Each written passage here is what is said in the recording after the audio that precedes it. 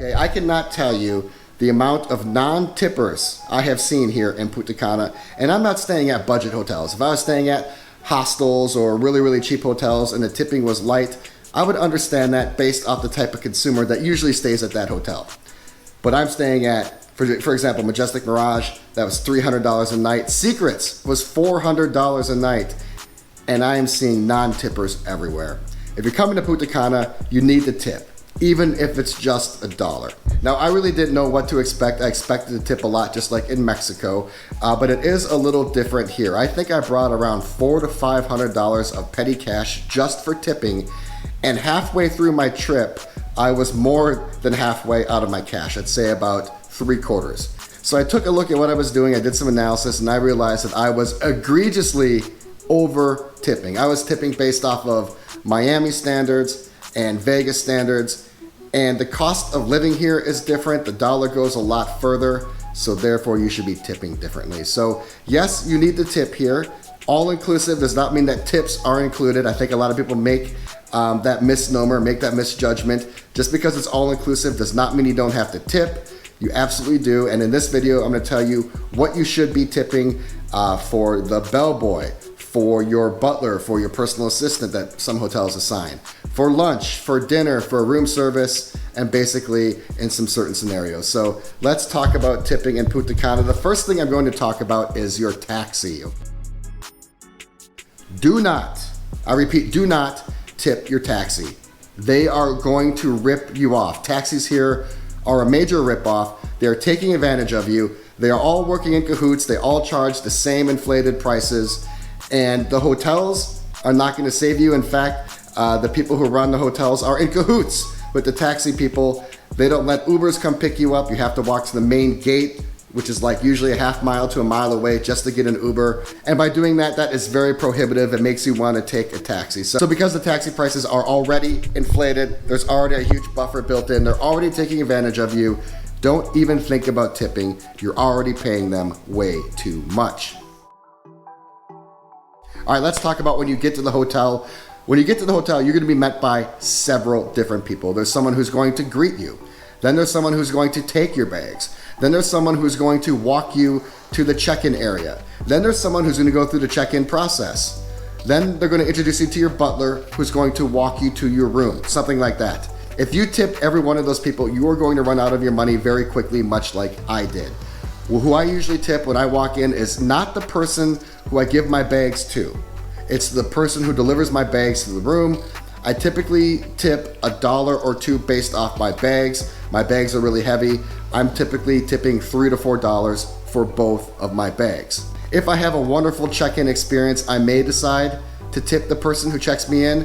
That's basically predicated on if they help me out. So if I am able to get to my room much earlier, sometimes I show up at 11 or noon or 1. My room usually isn't available until 3. If they allow me to get to my room earlier, I sometimes will tip based off that. If they give me an upgrade on their own accord, if they say we're able to put you in this other room for no added charge, I will usually tip for that. If I do decide to tip the front desk person that's helping me out, I'm usually tipping about $5. So if you're staying at a 5-star luxury resort, you may be assigned a butler. It's like a personal assistant for your stay. Somewhat like the butler experience at the St. Regis. They're gonna meet you, they're going to walk you through the property, they're gonna take you to your room, they're going to make reservations for you at restaurants. They are going to be your eyes and ears and basically your gopher for the entire stay. Now, I don't tip them at the start. If you want to tip them a little bit at the start, you could. I typically don't tip at the start, I tip at the end, and I tip based on how good of a job they do. So if they're able to get me into my reservations, if they're quick to respond, if they are flexible, if they check in throughout the day, say, how are you doing? If they pretty much try to honor all my requests, then I will tip them. At the end of the trip, for excellent service, I will tip my butler probably $20. This is probably gonna be your biggest tip, at least from a monetary perspective. If the butler is just kind of average, you can see that he really isn't that enthused to help you, but still does do a good job. Maybe he switches some things around, moves up a reservation, cancels something for you last minute, maybe meets you at the pool with something you maybe need, like towels. I'll tip 10 to 15. So if a butler does a great job, it's 20. If he does an average job, it's 10. If he is dismal, I'm not tipping anything. All right, let's talk drinks. This is where I was majorly over tipping. I was tipping based off of Vegas standards and Miami standards. Dollars are very much accepted and welcomed here in the Dominican Republic, and they go a long way. They actually welcome dollars more than they welcome their own native currency, which is the Dominican peso. I tip $1 a drink.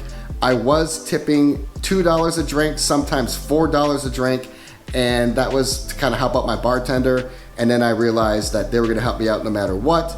They're going to pour you any drink you want, as much alcohol as you want. You're gonna be drinking a ton. You might have 5, 10, 15 drinks a day. The drinks are very small unless you bring your own tumbler. And if you just set a drink down, walk away for a second, they are throwing it away because they are gonna quickly make you a new one, in which you'll probably tip again. So for any drink I'm getting, I'm tipping $1. I know if you're from America or from another country with a very high standard of living, $1 may seem like it is minuscule. It might not seem that important. Trust me, if everybody tipped $1 a drink, these bartenders would be on cloud 9, and they are gonna be very, very happy if you tip something, even $1, for every drink you order. Okay, so I talked about drinks. I'll talk about meals in just a second, but before that, let me talk about housekeeping. I was tipping again based off Vegas and Miami standards. Typically in Vegas or Miami, I will tip between $5 to $10 for a cleaning, and I realized I was tipping way, way, way too much. It depends on the property, of course. Like, you're probably gonna tip more at a Secrets than you are at a REPUBLICA. It depends on how much room you have, how much space you have, how much they're gonna clean, how dirty you got the room. Sometimes my room is barely even disheveled before I leave. If they don't have much work to do, I'm not gonna tip as much as, say, if the bed sheets are on the ground, all the towels are used, and I have a bunch of trash to pick up. So it really depends on what I did the night or day before.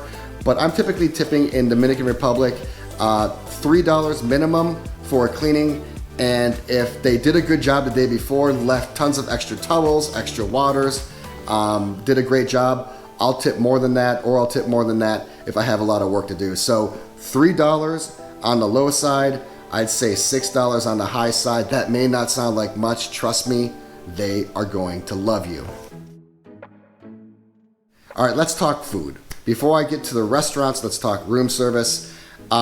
This one is interesting. This is actually one I developed on my own while I've been here. I've been here for 33 days now, and I've stayed at 8 different hotels. Again, with room service, I was over tipping at the start, and then I just kind of developed my own model. If you have something different in Punta Cana, I'd be more than happy to hear it. The room service dishes are small. Okay, they're small on purpose. Obviously, they're not gonna give you huge portions if it's free. So I realized that, and when I would order room service, I would order 2 to 4 things, maybe even 5 things at a time. I've heard of some people ordering 11 things at a time, and why wouldn't you? It's all inclusive. So what I decided to do is tip $1 for every item I ordered. If I ordered 3 items and a Coca-Cola, that'd be $4. If I ordered 2 items, that'd be $2. The room service delivery people seem to be very appreciative of it. Let me know your thoughts. I thought $1 a dish here in the Dominican Republic was fair. All right, let's talk dinner. Not all dinners are created equal. If I go to a high-end place, like the French places I ate at over at Majestic Mirage, or really any sit-down restaurant, if it is a great experience, I'm tipping $5. $5 a meal. If I'm going to a buffet, I'm typically tipping maybe $3 to $4, depending on how good the service was. Typically, it's about $3. And if I'm going to kind of a place where you serve yourself, you sit yourself, they just kind of come by and clean up, or come by kind of casually to see how you're doing, I might tip $1 or $2. An example of that would maybe be like a club lounge. So at a club lounge where you're just kind of there by yourself, but they might take away some dishes or maybe ask if you need another coffee. If they're attentive, I'll typically tip probably $2. So $1 to $2 for a club lounge, $3 for a buffet, and $5 for a meal. At the French restaurants, I did tip a little bit more than $5 because I had exceptional service and there were multiple people helping me. I think at those French places, I tipped about maybe $6 or $7. Again, tipping $6 or $7 at a high-end place. In America, you might be ostracized. It's different in the Dominican Republic. And since only a third of people tipped, from my anecdotal experience, I only saw a third of people tipping. Trust me, anything, even $1, really, really means a lot.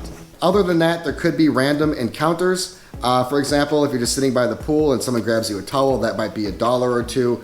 there are kind of countless scenarios. You have to use your best judgment. I will close with this. I brought about $500 in petty cash. I brought 300 in fives and 200 in ones.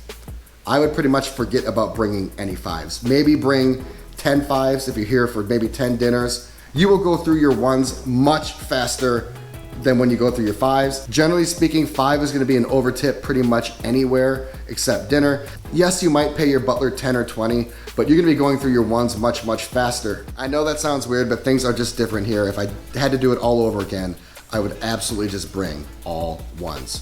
So that is it for my tipping guide in Punta Cana. You can tip in local pesos if you want, but from my experience, the dollar is a lot easier and it's actually more welcomed than the native currency.